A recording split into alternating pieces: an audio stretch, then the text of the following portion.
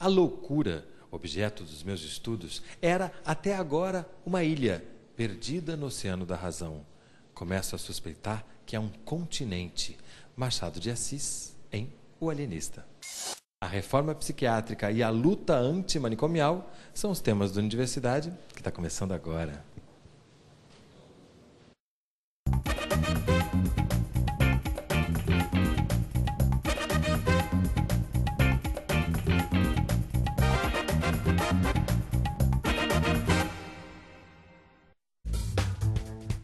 Hoje, no Centro Cultural dos Correios, no Rio de Janeiro.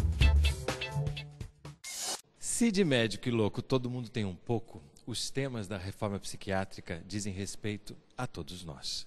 Mas antes de falar especificamente como se chegou à reforma psiquiátrica, queria uma primeira rodada. O que é loucura para você, Benita? Loucura é um estado de espírito, né? A loucura nos traz um sofrimento psíquico muito grande. Loucura é um jeito diferente de estar no mundo, é mais ou menos isso. A loucura é um estado do ser. E quando ela fica muito, muito radical, ela pode se tornar uma doença mental.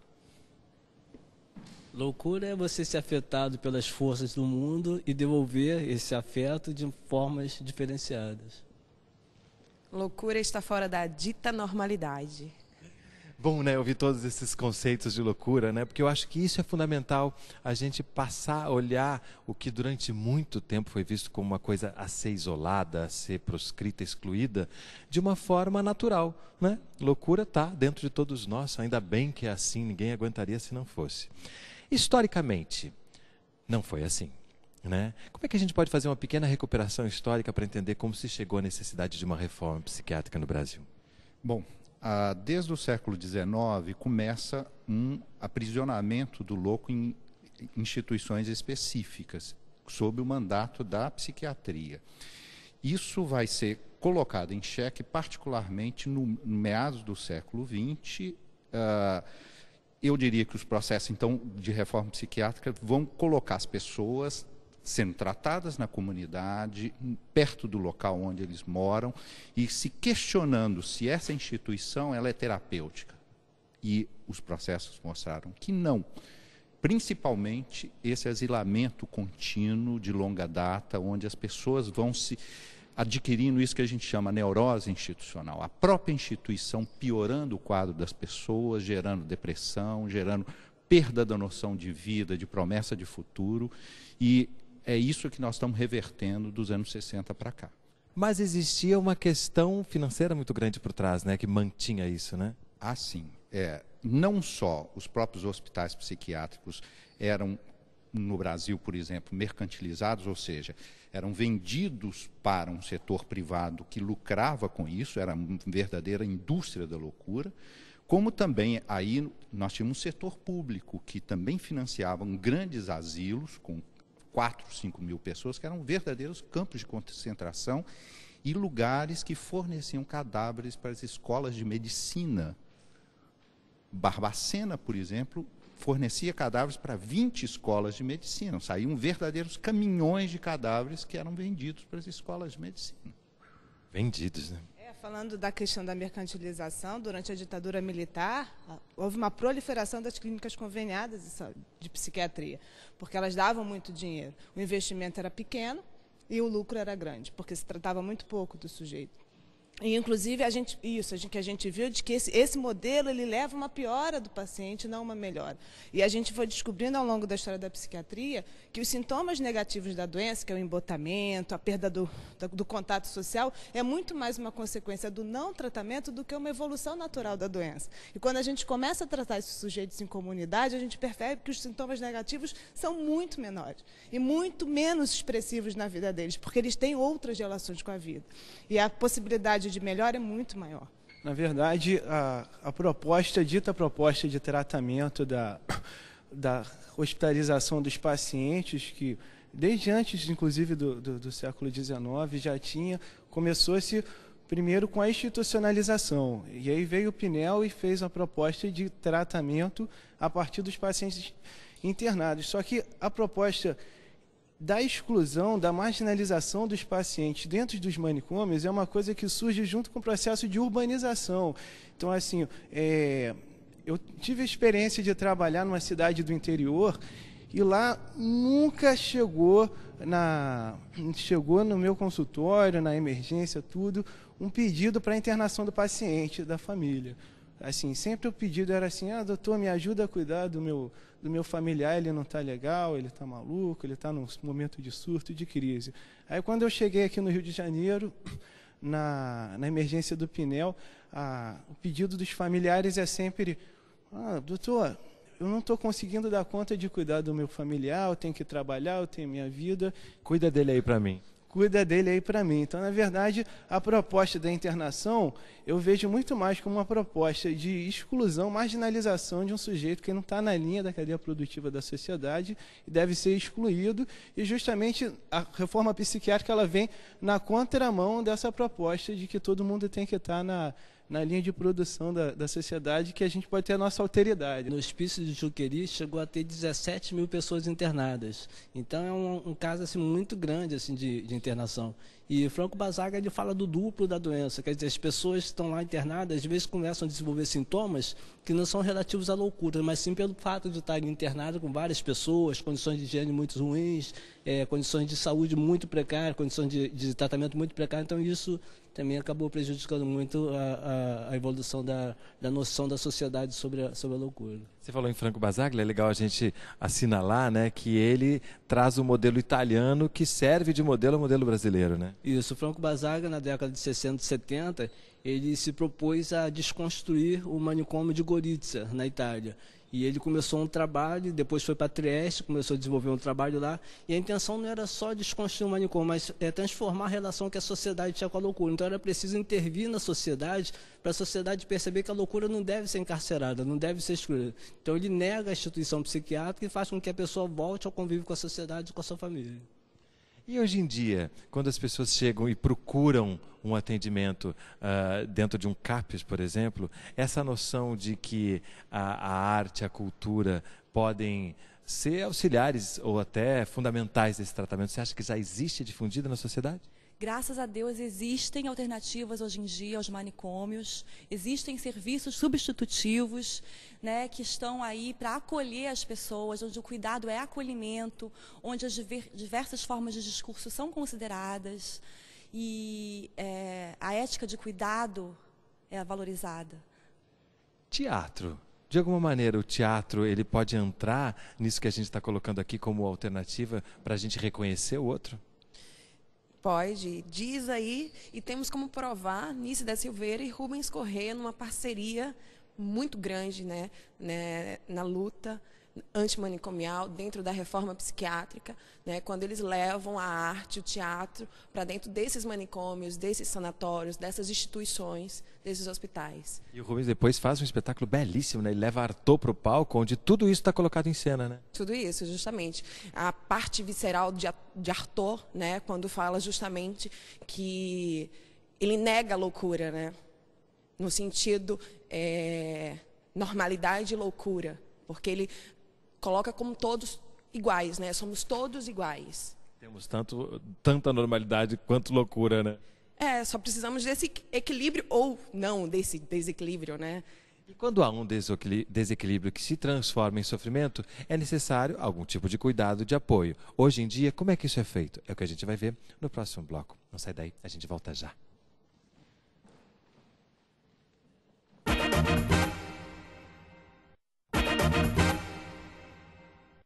Nunca existiu uma grande inteligência sem uma veia de loucura. Aristóteles. O Universidade está de volta no Centro Cultural dos Correios, no Rio de Janeiro, falando sobre reforma psiquiátrica. A gente encerrou o bloco anterior falando que muitas vezes esse equilíbrio que é natural entre o que é dito normalidade, o que é dito loucura, quando há um desequilíbrio que pode trazer um certo sofrimento, é necessário um cuidado. Como é que a gente pode definir isso hoje em dia? Como é que a gente pode saber a hora de intervir? Ou, em outras palavras, o que é esse sofrimento? Na verdade, assim, eu gosto muito de Nietzsche, que Nietzsche fala que o homem reflete as forças da natureza, que são forças de criação e destruição.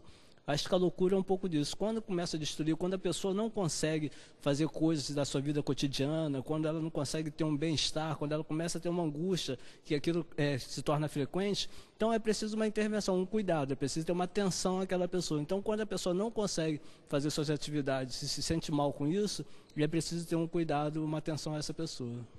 E quando a gente pensa em crianças e adolescentes, como é que a gente pode ter essa compreensão, já que muitas vezes, né, a própria maneira de expressar ainda não está amadurecida para explicar esse sofrimento? Sim, por isso precisam ser oferecidos às crianças recursos mais do que a palavra, para que elas possam se expressar, né? A música, a arte, ela vai completamente ao encontro à lógica da criança, do brincar, do ser de formas múltiplas. E o que aparece, por exemplo, no núcleo, você trabalha no NASF, né? Núcleo de Apoio à Saúde da Família, que é na atenção primária, né? Que tipo de sofrimento costuma aparecer? É um dos sofrimentos mais diversos, assim, desde do sofrimento comum, da angústia comum que eu, você e todo mundo tem no cotidiano, até as pessoas num grau de angústia e loucura que ficam 5 anos sem sair de casa, né? Assim, então, o legal de estar junto do PSF é que você trabalha no território existencial do paciente. E aí você está junto com uma equipe que tem um médico de família, que a ideia é que tenha o cuidado continuado, não só com aquele paciente, como com a família dele, com os vizinhos, e você tem um agente comunitário de saúde, que ele é responsável por um número menor de famílias, ele tem que visitar com uma periodicidade essas famílias. Então, assim, a gente consegue ter na mão o território, a rede que o paciente está inserido, a gente consegue articular lá melhor os recursos que o próprio paciente às vezes poderia ter sem o cuidado médico e às vezes não tem, e a gente tem essa possibilidade de estar fazendo desde a leitura do paciente no território dele até a intervenção, utilizando recursos que ele pode usar, e é muito legal, assim, a gente consegue resultados fantásticos, assim. Tem um paciente, por exemplo, que eu estava cuidando, que tinha 5 anos que ele não saía de casa, e eu pensei, poxa, eu vou começar a passar uma medicação para ele ficar menos angustiado, ele vai conseguir sair de casa, eu vou encaminhá-lo para um serviço de atenção intensiva.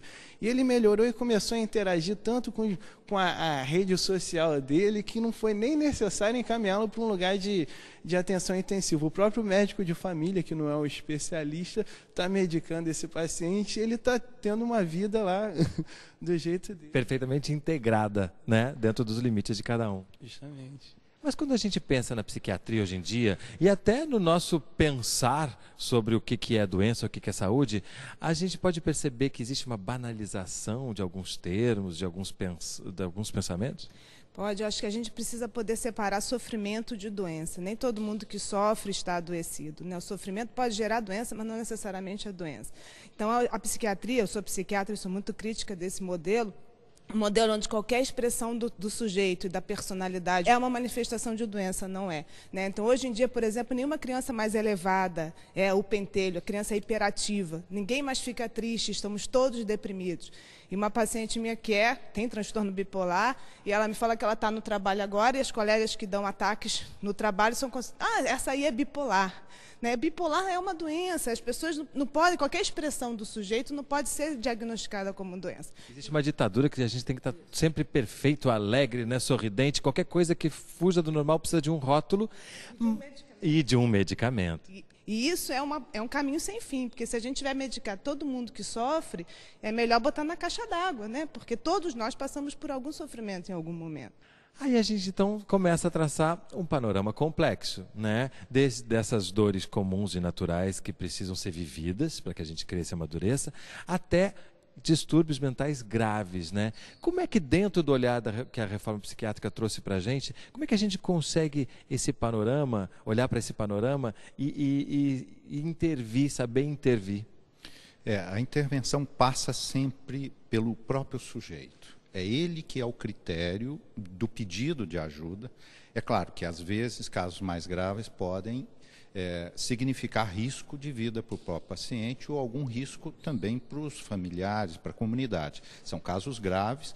É possível até a internação involuntária, mas são casos muito excepcionais, né? Mas a maior parte dos casos envolve alguma coisa que é acertar com o cliente, conversar com ele e possibilitar construir um projeto terapêutico junto com ele e com seus familiares. A internação é aquele momento onde a vida entra em crise. E não é só o sujeito, é só a rede, a possibilidade de produzir cuidado. Então, é um momento em que você precisa de um cuidado intensivo, precisa de um serviço que pode incluir, inclusive, essa internação. Que ela seja, na maioria das vezes, voluntária, em casos muito extremos, involuntários, mas que possibilite essa volta e essa que a gente chama da contratualidade, ou seja, o sujeito tem a sua fala, os familiares e a construção de um projeto de volta para a vida, para um serviço que seja o mais próximo da sua casa possível. A gente tem que, acho que, entender que é diferente internar de excluir, né? O que acaba acontecendo é a exclusão, né? Tira essa pessoa, o indivíduo, esse ser humano de um local que ele está incomodando, seja a família, seja a sociedade de forma geral. E aí você estudou algumas personalidades, artistas que trazem esse exemplo, né? Quem que a gente pode citar aqui que sofreu essa exclusão? Van Gogh, Camille Claudel, né? Marquês de Sade, que, né, posso falar agora, a gente está com uma peça em cartaz sobre ele. E a gente, olhando só para essas 3 pessoas, tem uma influência muito grande social e familiar. Camille Claudel fica 30 anos internada porque a mãe, né, pede, tem laudos médicos, que com a pesquisa a gente descobriu, que pede, diz que ela não pode sair de lá, que ela é violenta. E se a gente estuda, a gente vê que desde que a Camille Claudel entra no hospital psiquiátrico, ela é calma, ela morre assim, uma serenidade total. E deixa de ser criativa, né? Que, aliás, é o que a gente vai ver no próximo bloco, né? A relação da criatividade com o que a gente costuma chamar de loucura. Não sai daí.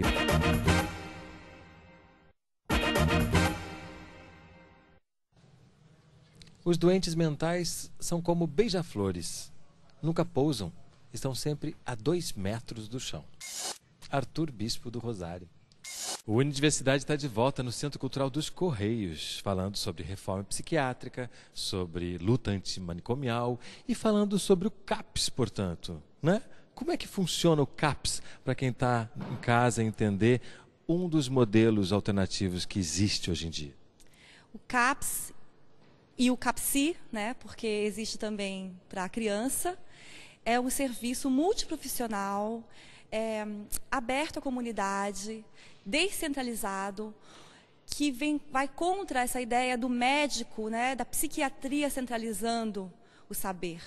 Existem profissionais, musicoterapeutas, psicólogos, terapeutas ocupacionais, médicos também, cuidadores. Médicos também é muito bom, né? Médicos também, né? Mas é também, né? Existe espaço para ser, para construir, né? Para construir e reconstruir uma história, para usar a criatividade na construção da sua vida, de uma nova direção da sua vida, para acolher o sofrimento, para acolher as famílias, para tratar das famílias e da comunidade em conjunto. E as pessoas podem se dirigir diretamente ao CAPS caso sintam necessidade? Sim, o CAPS ele tem, por princípio, as portas sempre abertas, os CAPS e os CAPSI. E eles precisam, qualquer um pode chegar e vai ser acolhido, e aí pode ser absorvido no CAPS ou pode ser encaminhado, talvez essa criança ou esse adulto não precise ser tratado, né, num serviço como esse, mas ele possa ter um lugar na comunidade. O CAPS pode ajudar também a esse lugar ser construído. Que outros modelos existem, além do CAPS? Olha, nós temos serviços residenciais, algumas pessoas não têm, vamos dizer, onde ficar, principalmente aquelas que saem dos antigos asilos, então nós temos casas na comunidade. Em que ex-usuários de manicômios convivem, né? E tem Exatamente. São casas com até 8 moradores, que é uma casa normal, onde se cozinha, onde a gente se diverte, vive e participa da vida comunitária. Né? Nós temos os centros de convivência, projetos de trabalho, né, projetos culturais. Agora, por exemplo, nós estamos preparando um bloco de carnaval, está pirando, que vai sair ali no Pinel. Quer dizer, então, é recuperar essa dimensão da vida que tem vários lados. Tem a vida da sociabilidade, do trabalho, da arte, da diversão, da recreação. É isso aí. A gente falou rapidamente sobre a Anísia da Silveira, né? A gente precisa voltar a falar dela, porque dentro desse assunto ela é fundamental. Quando a Anísia trabalhou, a gente viu explodirem muitos grandes e incríveis artistas. Como é que é isso hoje para você? A partir de todos os avanços que a gente teve, como é que a criatividade está sendo permitida junto com o que a gente costuma chamar de loucura? A Anísia da Silveira foi uma pioneira, teve uma visão assim futurista em relação a utilização da arte para recuperar as pessoas que estavam internadas. E hoje a gente já tem um outro momento. A gente tem um momento que as pessoas querem mostrar seu trabalho, querem criar. Nós fizemos um projeto na Fiocruz, Loucos pela Diversidade, onde a gente fez um mapeamento de várias experiências culturais, onde as pessoas, usuários de serviço de saúde mental, trabalham com arte. E dessa experiência a gente vê a importância de serem reconhecidos como artistas. Isso valoriza a autoestima, o autorrespeito, a autoconfiança. A memória dessas pessoas é transformada, eles transformam a memória de sofrimento uma memória criativa. E tem aqui até um livro do Marco Bauri, que é Lembranças do que não foi. Lembranças do que não foi. E ele ficou muito tempo sozinho, assim, meio mal, e de repente ele encontrou uma mulher e fez uma poesia para ela, uma certeza: nada nem ninguém instalará discórdia entre nós. Isso é muito bonito. Você falou na medicalização excessiva no bloco anterior. E aqui também, de alguma maneira, a gente já falou, surgiu a palavra embotamento. A gente pode pensar nisso, que à medida que a gente vai medicalizando desnecessariamente, a gente vai embotando a criatividade das pessoas, a felicidade, o estar no mundo? O termo embotamento na psiquiatria ele é usado mais como sintoma negativo, mas se a gente ampliar, né, o termo embotamento fora do contexto psiquiátrico, acho que sim. E eu me lembro da experiência de um paciente meu, que ele chegou hipermedicado e está em grupo terapêutico que eu faço no posto de saúde mais de um ano e meio, e uma das vezes ele me falou isso: sabe, doutor, uma vez a senhora me falou que talvez a medicação não fosse o recurso para a minha vida, porque eu tinha um montão de problemas, e hoje eu me sinto mais forte sem o remédio. Antes eu estava completamente sedado, eu não tinha qualquer energia para lidar com meus problemas. Hoje, sem a medicação e vindo aqui e discutindo com o grupo, eu me sinto fortalecido. Então, às vezes, a medicação faz mal. Ela tira do sujeito a possibilidade de enfrentar a sua própria vida. Claro que não pode não medicar e não oferecer nada, né? Eu tirei a medicação e ofereci o grupo terapêutico. E isso teve efeitos na vida do sujeito. Só que a psiquiatria nega um pouco isso como um modelo terapêutico que ela tem que incorporar como seu. E isso é um problema. Uma questão muito polêmica, por exemplo, cura. A gente trabalha com esse termo quando se pensa em saúde mental? Não. Nessa expectativa de que se volte à completa normalidade. Particularmente a psicose, que são, vamos dizer, o transtorno mais grave, normalmente ela vai te acompanhar pela vida, porque ela é um jeito de estar no mundo, né? Então, o que nós trabalhamos é como é que esse jeito de estar no mundo pode ser melhor, mais ativo, participativo e com um nível de sintoma um pouco mais baixo que permita a pessoa ser criativa, participar da vida, ter amigos, namorar, etc. Essa é a perspectiva nossa. O sofrimento psíquico ou o transtorno é algo que está em você, que está constituído. Você vai ter que recriar o seu jeito de ser. Você iniciou falando da Anísia, né? E aí eu penso o amor catalisador que ela tanto falou, buscou, né? E levou, né, a forma dela de encarar a terapia ocupacional, transformando nesse amor catalisador, né? Que é isso que o professor está falando.